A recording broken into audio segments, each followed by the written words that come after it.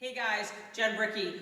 I was on the basketball court last week working with some new players, and every time I start working with a young female athlete that has really never strength trained before, I always go over a couple movement assessments, a couple cues that I'm looking for. But the number one thing that I always check with those female athletes is, do they move from their hips or do they move from their knees? And I ask them to get an athletic stance, defensive stance, especially if we're on the basketball court. I'm going to ask them to get in their defensive stance. So I want to show you what most female athletes do and why we need to clean it up and what we're looking for. So if I turn sideways to you and I just told you to get an athletic stance, most female athletes are going to do this. Watch my knees. You're basically they're going to go like this and they're going to move from their knees. Constantly doing that is going to put a lot of pressure on your knees. It's going to probably give you some tracking problems over time. What you want to do is you want to move from your hips. So if you said get an athletic stance, we're moving from our hips.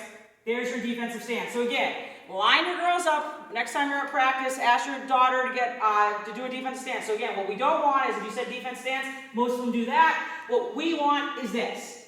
All right, so that if they need to stop and they're going like that, that's when their knees are going to go in. They go back, these big muscles here are going to support them. So again, if you want to really start to clean up some knee injuries with some female athletes, make sure they know how to get into their defensive stance.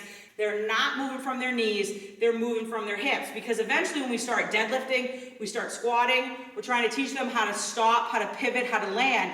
That's going to matter big time, all right? So give that a try at practice this week. Let me know what you find out.